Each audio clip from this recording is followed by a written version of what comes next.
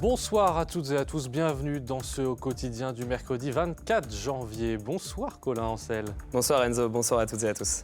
Dans quelques instants, notre invité, on va parler avec lui des maraudes qui viennent en aide aux démunis. Tarmac effectue ses maraudes toute l'année depuis maintenant 5 ans. Le président de l'association Yves Rouault est avec nous pour parler de l'appel aux dons lancé. L'objectif, permettre à ces maraudes de continuer d'exister. Puis à 18h45, dans la suite, nous vous proposerons une série de questions-réponses avec le préfet de la Sarthe et présenter ses vœux à la presse aujourd'hui. Mais tout de suite, place à l'actu.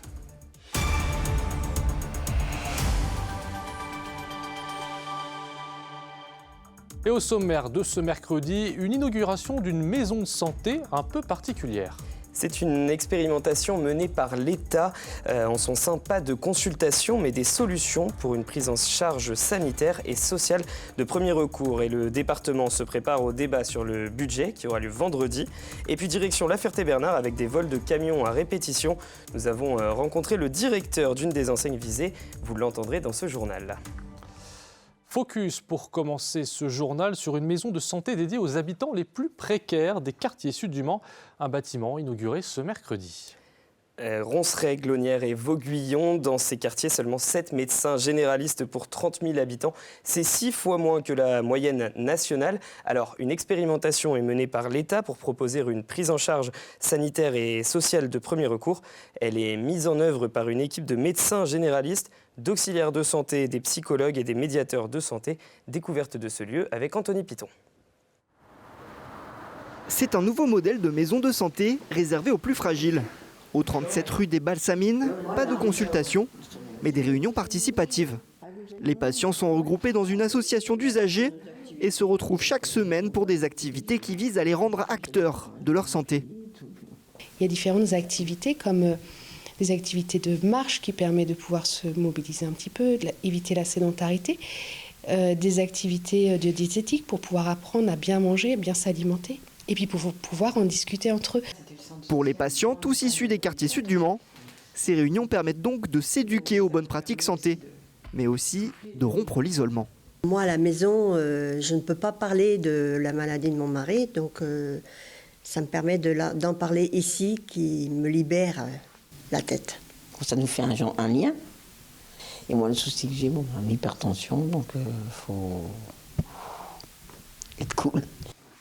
Mais le cœur du dispositif propre à ce lieu, c'est aussi la coordination de 37 professionnels de santé pour les prendre en charge. Les consultations ont lieu à domicile ou dans les cabinets des praticiens.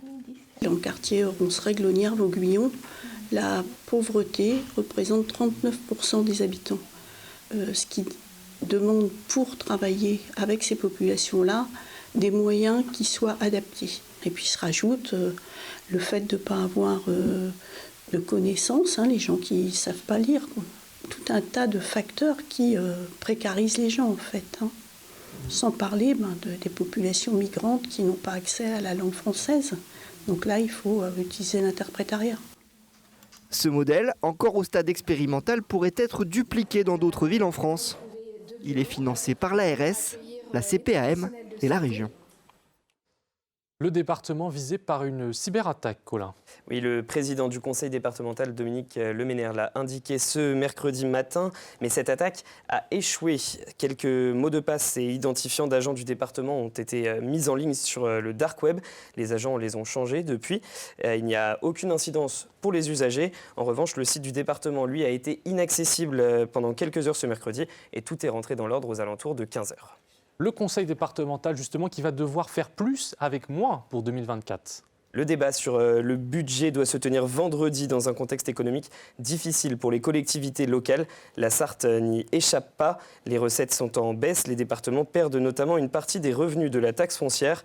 De l'autre côté, les dépenses de fonctionnement augmentent, tout comme l'investissement pour l'entretien des routes, l'emploi ou la protection de l'enfance. C'est ce poste en particulier qui va coûter plus cher en 2024. Le budget alloué n'a jamais été aussi élevé. Il y a besoin de bâtiments, de personnel aussi. Ça devient donc une priorité selon le président du département, Dominique Leménaire. On l'écoute. C'est une priorité qui trouve une réponse chiffrée, puisque c'est plus de 100 millions d'euros qui vont être consacrés contre 64 millions il y a 3 ans. Une progression extrêmement forte parce que les besoins exprimés sont là aussi en augmentation. C'est entre 500 et 800 signalements chaque mois de situations préoccupantes. Donc on voit bien une dégradation, un délitement de ce problème de société qui génère ces obligations pour nous. On reste dans la thématique sociale avec notre invité à présent. L'association Tarmac a besoin de dons pour continuer d'organiser ses maraudes. On reçoit Yves Rouault. Bonsoir Yves Rouault. Bonsoir. L'association Tarmac, on le disait, organise des maraudes depuis 5 ans à raison de 4 jours par semaine. Des bénévoles qui viennent en aide aux personnes dans la rue. Cette action qui n'est pas subventionnée. Et pour continuer de perdurer, vous estimez avoir besoin de 10 000 €. Alors comment est-ce que vous avez défini ce seuil, ce chiffre ? En fonction, on a une voiture à acheter et à entretenir, donc rien que ça. Et puis on a la distribution des produits qui sont faits, les produits basiques, hein, c'est le café, la soupe, donc il nous faut des gobelets, il nous faut du café, de la soupe aussi, hein, tout bêtement. Des duvets, en hiver, c'est tout de même bien pratique. Voilà, en gros, principalement les postes qui servent. Et comme vous le disiez, nous ne sommes pas subventionnés, donc il n'y a que l'argent des mécènes qui peut nous aider. À savoir aussi que ces maraudes ne sont pas en concurrence avec celles organisées par la Croix-Rouge, par exemple. C'est même complémentaire et les personnes sont orientées par le 115. Alors, on a une question quand même, c'est pourquoi est-ce que Tarmac a décidé de créer sa maraude ? Pour une raison simple, qu'on a créé en 2018, on s'est aperçu que la maraude SAMU Social, donc la Croix-Rouge, était fermée les 2 mois d'été, juillet et août. Donc il y a eu une demande des accueillis de faire quelque chose pour eux en été également, et pas uniquement le reste de l'année. Donc on a créé cette maraude, la maraude de Tarmac, pour justement pallier à cette carence en été. Et est-ce que depuis justement cette maraude, elle a continué ? Est-ce qu'elle a évolué ? Est-ce que vous avez eu de plus en plus de bénévoles qui se sont impliqués ? Oui, bon, c'est comme tout le bénévolat, donc il y a des hauts et des bas. Actuellement, on est plutôt on repart plutôt vers le positif. Et ça continue, donc 4 soirs par semaine, 19h, 20h, 24 heures, pardon. 19h, 24 heures, avec parfois un petit prolongement aussi, donc ça, c'est difficile, 4 soirs par semaine. Ce sont beaucoup des salariés, des gens qui travaillent dans la semaine et qui font ça en plus, donc il faut s'y ménager un petit peu tout le monde. Donc plus on aura de bénévoles, mieux ce sera, parce que ça permet d'étoffer une équipe qui est actuellement d'une 9 sûrs et 3 qui sont pratiquement qui sont en cours de recrutement. En cours de recrutement, si on peut prendre le terme dans ces cas-là. Oui. Alors racontez-nous justement, vous avez parlé du fait que ce soit de 19h à minuit, voire 1h du matin. Racontez-nous comment est-ce que ça se passe une maraude ? Ils vont d'abord commencer à faire le plein. Plein de la voiture peut-être, mais aussi sur plein des nourritures. Ils vont faire le tour de quelques boulangeries. Ange, il y a Micaline, il y a Marie Blachère. Je crois que ce sont en gros nos fournisseurs habituels. Nous, notre maraude va plutôt en zone nord. Hein. Donc c'est les magasins de la zone nord pour se ravitailler. Et une fois que le plein est fait, et de la voiture, et de la nourriture, à ce moment-là, ils partent circuler dans le Mans, en sachant qu'il y a tout de même des appels qui sont un peu ciblés par le 115. C'est-à-dire que les gens appellent qui ont une difficulté, qui ne savent pas où aller, appellent le 115, et le 115 prévient la maraude. C'est pareil avec le SAMU social, en disant, tiens, si vous pourriez aller à tel endroit, il y a une personne qui se retrouve, qui ne sait pas quoi faire, ni où dormir, ni où manger, etc. Et justement, vous disiez, vous intervenez dans le Mans. Est-ce que c'est uniquement centré dans la ville ou est-ce que c'est aussi en périphérie ? On peut aller dans la métropole. Sur Coulennes, Allonne, ce sont des endroits où nos maraudeurs vont tout de même très souvent également. Si on doit chiffrer à peu près, combien de personnes est-ce que vous aidez pendant ces maraudes ? En période hivernale, donc ce qui est un peu actuellement, c'est paradoxalement 10-15 personnes. En sachant qu'en été, par contre, ça peut aller à plus de 30 personnes, ne serait-ce que parce qu'il y a aussi moins d'aide. On parlait de la complémentarité. Cet été, par exemple, notre maraude a fait une complémentarité, une alternance avec le bus du cœur. C'est-à-dire que les soirs où le bus du cœur ne pouvait pas venir par manque de bénévoles aussi, donc c'est la maraude qui intervenait. Donc il y avait toujours quelqu'un de présent pour les gens accueillis. Et les personnes que vous aidez, où est-ce qu'elles vont après l'intervention ? Est-ce que vous les redirigez quelque part ? Les anciens connaissent les différents circuits, donc ça va. Les nouveaux, par contre, on les oriente en général plutôt vers la halte Mancel, parce qu'on sait qu'à la halte Mancel, ils vont bénéficier d'abord de la présence d'un travailleur social. Donc s'il y a des démarches sociales particulières à faire, ils vont le faire. Ils vont pouvoir se laver, ils vont pouvoir laver leur linge, ils vont pouvoir manger, et ils vont pouvoir également voir des consultations médicales, parce qu'il ne faut pas oublier qu'à la halte, on a des consultations médicales généralistes et psychiatriques également. Et aussi, c'est sur d'autres temps, mais il peut y avoir aussi des animations culturelles, etc. à la halte Mancel. Culturel un peu moins. Donc l'après-midi, il y a des chantiers pour premières heures. On réhabitue les gens un petit peu à travailler, à prendre et avoir une petite rémunération pour le travail fourni. Ça peut être des petits boulots, les premières heures. Et vous le disiez, culturel, du coup, c'est le matin, c'est la halte Mancel, et l'après-midi, ils peuvent être également accueillis à la Flambée. à la Flambée, donc c'est rue du Pont-Neuf. Et là, c'est vrai que l'après-midi, peut y avoir plus de culturel. Il y a des bénévoles qui s'occupent un petit peu de culture, d'animer des ateliers culturels. Et il y a même comment on s'appelle, les Beaux-Arts aussi, des jeunes des Beaux-Arts qui viennent également donner un coup de main. Alors vous le disiez, je reviens sur le sujet des maraudes, vous avez une petite dizaine, donc maintenant 12 personnes qui maraudent. Est-ce que c'est assez? Est-ce que vous en cherchez encore? C'est jamais assez, hein, comme tous nos bénévoles. C'est vrai que si on veut tourner, il ne faut pas oublier qu'ils tournent 4 jours par semaine. Ça veut donc dire que quand on est une douzaine, ça fait pratiquement un circuit une fois toutes les semaines et demie à peu près. C'est peu, mais c'est beaucoup aussi quand on sait que les gens travaillent également.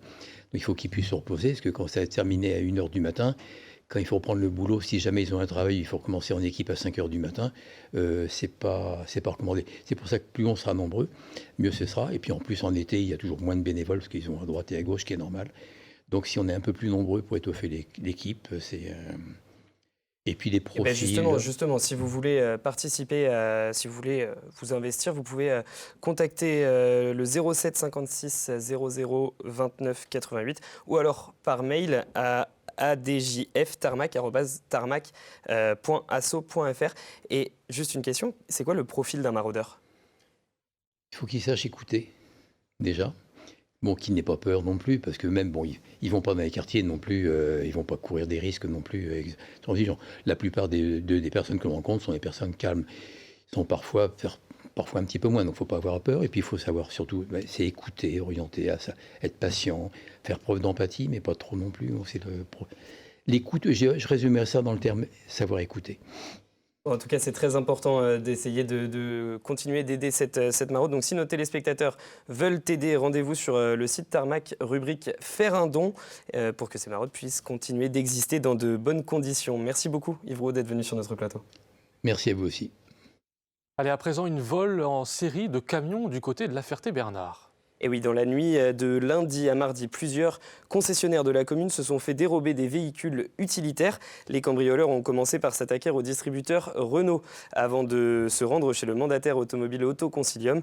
Retour sur cette nuit agitée à La Ferté-Bernard avec le reportage d'Amélie Deschères. Grillage arraché et au milieu de la route, poteau sorti de terre, la clôture de ce concessionnaire est totalement détruite. Sur les images de vidéosurveillance, 5 individus entrent par effraction à 1h45 du matin dans ce parc automobile. Donc en fait, ils sont arrivés, ils sont garés juste ici, là. Ils sont descendus, ils ont coupé le grillage à ce niveau-là. Ils ont cassé les vitres sur pas mal de véhicules pour enlever les véhicules qui gênaient en fait. Le camion Ben était garé juste ici. Ils l'ont démarré, ils ont reculé, ils ont défoncé. Et puis après, ça s'est enchaîné en fait. Une dépanneuse, un camion-fourgon et un camion Ben volé et d'autres véhicules dégradés. Mais ce qui a surtout surpris le directeur, c'est la rapidité des cambrioleurs. C'est des gens qui savent ce qu'ils font, c'est précis, en même pas 30 minutes, 3 véhicules de partie, avec les manœuvres, là franchement on voit tout de suite que ce n'est pas des amateurs. Quand on les voit, le calme, il y en a qui sont cagoulés, on se dit si ça arrive quand on est là, je ne pense pas qu'on réagirait de la même manière. Des dégâts chiffrés à 100 000 € pour les vols. Quant au préjudice global, il atteint 120 000 €. C'est plus de la colère, après de l'incompréhension. On sait que ce genre de véhicule, c'est des véhicules très convoités. Dans la même nuit, les malfrats se sont aussi attaqués à la concession Renault voisine pour dérober un autre véhicule utilitaire. Une plainte a été déposée et l'enquête confiée à la gendarmerie de La Ferté-Bernard. Un policier adjoint placé en garde à vue, Colin. Oui, le jeune homme d'une vingtaine d'années a été entendu dans une enquête pour viol ce mardi 23 janvier.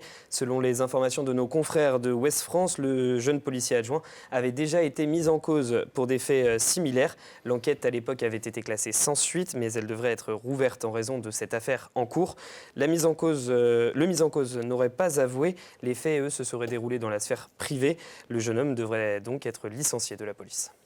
Et ce sont déjà les derniers jours pour profiter de Le Mans Sonore. Et oui Enzo, le Mans Sonore s'achève samedi et d'ici là, il reste beaucoup d'animations à découvrir et notamment dans le centre-ville.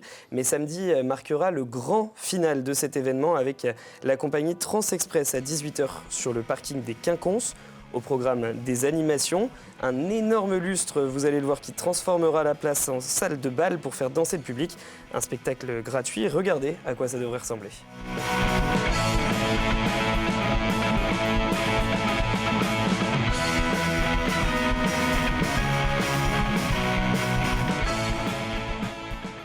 Bon, et ben génial, on va pouvoir se préparer pour aller danser, Colin. Exactement, on va se préparer à ça. Tout de suite, pendant la pub, on se prépare et puis nous, on se retrouve dans quelques instants pour la deuxième partie de Quotidien. À tout de suite.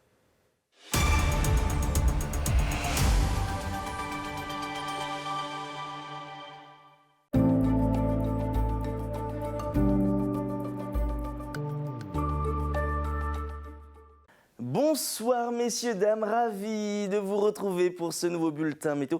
J'espère que vous avez passé une excellente journée en notre compagnie. Alors pour votre soirée, des conditions météo assez calmes dans l'ensemble, mais attention quand même à ces nombreux bancs de brume et de brouillard qu'on va retrouver. Prudence si vous devez prendre les routes, notamment sur les axes secondaires avec une visibilité qui risque d'être assez restreinte. Soyez prudents, n'hésitez pas à réduire votre vitesse. Alors les températures, quand elles resteront assez douces, entre 11 et 13 degrés, encore 11 degrés pour Alençon, 12 degrés au Mans, pour Pont-Valin, Malicorne ou encore à Vendôme, idem du côté de Blois ainsi que pour Tours, 13 degrés pour La Flèche. Pour la journée de jeudi, en matinée, ce sera sensiblement le même programme météo avec toujours ces nombreux bancs de brume et de brouillard sur l'ensemble du territoire, des températures qui évolueront entre 9 et 10 degrés.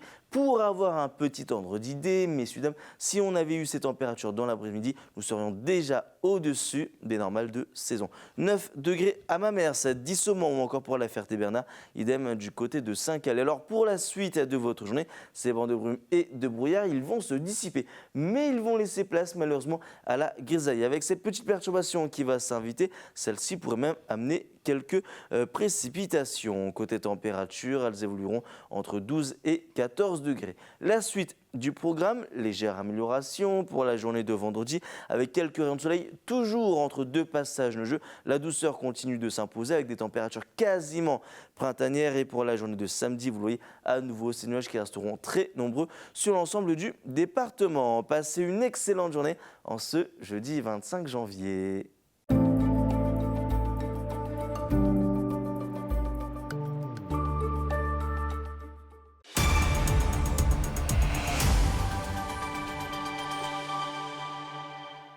Bienvenue dans la suite. On refait le point sur la qualité de l'air en Sarthe et dans la région, tout de suite avec Air Pays de la Loire. Et vous le voyez, vous pouvez respirer puisque l'air est bonne.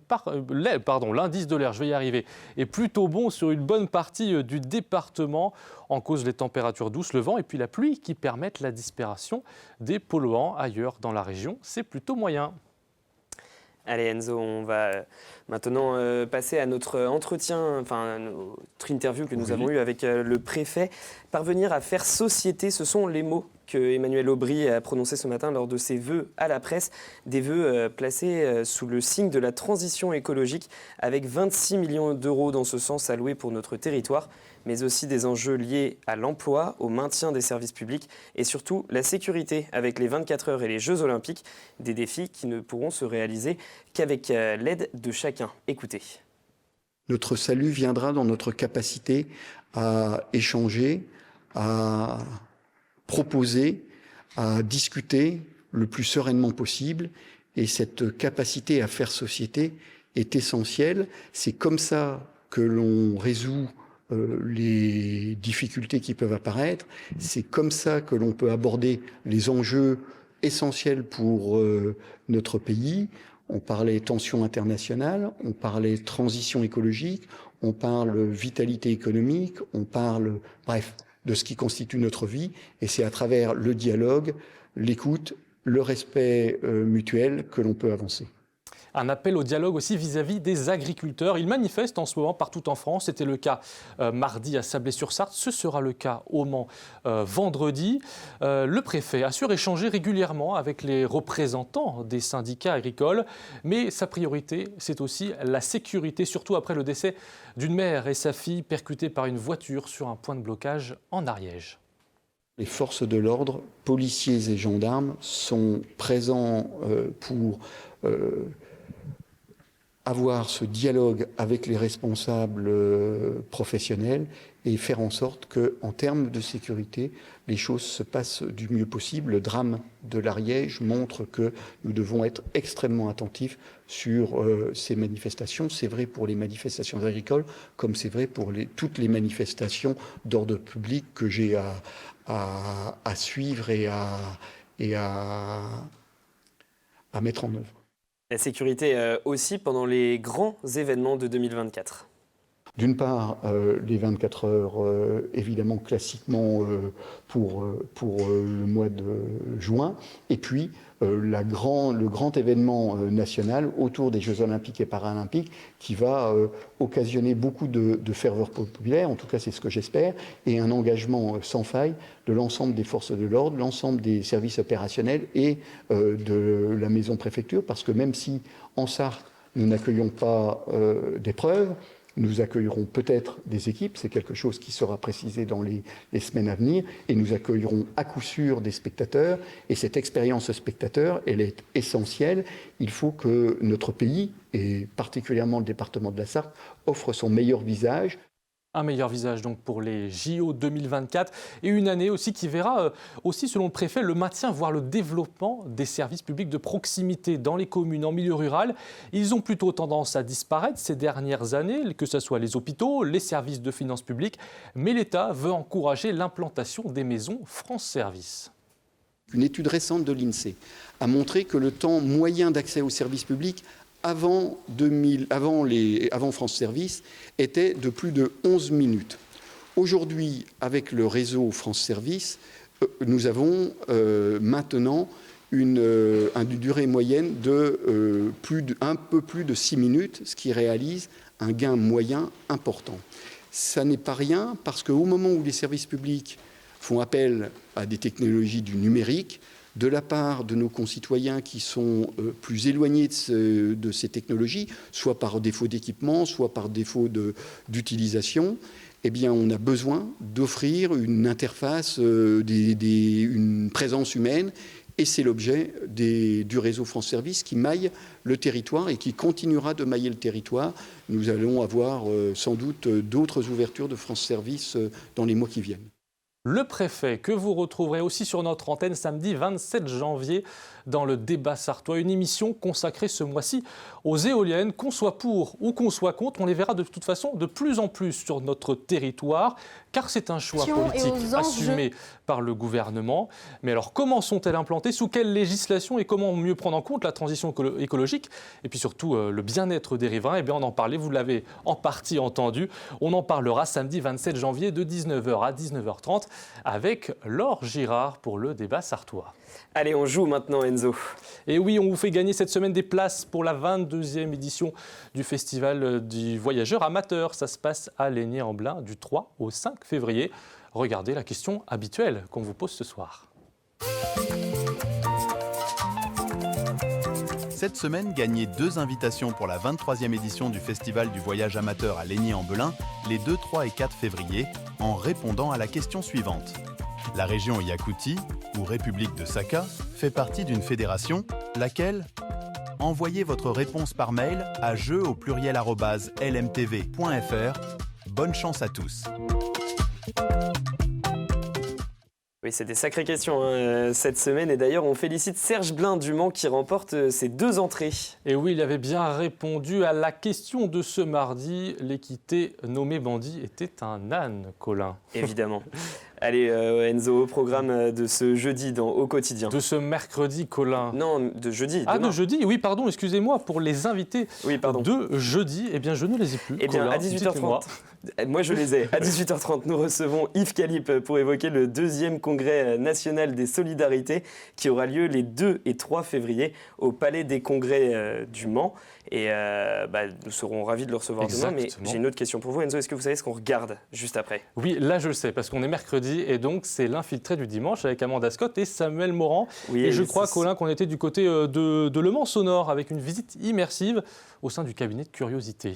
Évidemment, vous allez le voir, vous allez le revoir, parce que nous aussi, nous vous avions proposé quelques images. Et puis, nous aurons aussi un événement important dans la vie d'un judoka, c'est la remise de la ceinture noire. Et l'infiltré a suivi une de ces cérémonies à l'ASL Le Mans. Voilà, ça c'est pour dans quelques minutes sur LMTV Sarthe. Votre prochain rendez-vous avec l'info, eh bien c'est ce jeudi à 18h30. Merci de nous avoir suivis et puis bonne soirée.